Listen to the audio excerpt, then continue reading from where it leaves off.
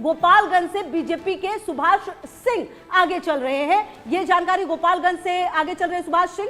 सुपौल की चारों सीटों पर एनडीए आगे चल रही है। अभिषेक, बिल्कुल खुशबू, जाहिर तौर पर लगातार अगर बात यहां पर रुझानों को लेकर करें तो एनडीए के पक्ष में रुझान जो है वो बनते नजर आ रहे हैं। इस बीच मोकामा सीट से अनंत सिंह जो है 2700 सीट से आगे चल रहे हैं। मोकामा सीट को लेकर बात करें, सबसे चर्चित सीट ये बिहार के अचानक से बन गई थी। और इस बीच बिहार को लेकर बात करें तो बाहुबलियों का परचम जो है वो बिहार में देखने को मिल रहा है। कई बाहुबली जो है वो भी चुनावी मैदान में है। और इस बीच अगर अनंत सिंह को लेकर बात करें तो अनंत सिंह मोकामा अपनी सीट से आगे, उनके सामने वीणा देवी चुनावी मैदान में है। वीणा देवी आगे चल रही हैं और अनंत सिंह 2700 वोटों से आगे चल रहे हैं। ये बड़ी जानकारी है। बाहुबलियों को लेकर बात करें तो बिहार विधानसभा चुनाव में बाहुबलियों का डंका बजता हुआ नजर आ रहा है और कई बाहुबली जो है वो चुनावी मैदान में है। ये बड़ी अपडेट आप तक पहुंचा रहे हैं जो इस बीच निकलकर सामने आ रही है।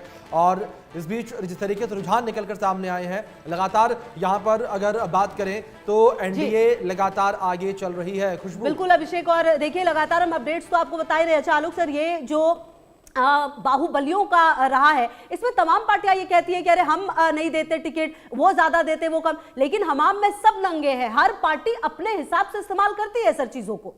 देखिए खुशबू, इसके लिए चुनाव आयोग चुनाव आयुक्त पहले जो रहे हैं उन्होंने कई बार ये सिफारिश की और हम और आप मीडिया में भी कहते हैं कि जो चार्जशीटेड हो जाएं उसके बाद उनको चुनाव लड़ने का अधिकार न हो। हाँ। लेकिन पुराना कानून ये कहता है कि 3 साल तक की यदि सजा हो जाए तभी आप चुनाव नहीं लड़ सकते हैं और जमानत पर जो रहता है वो चुनाव लड़ता है।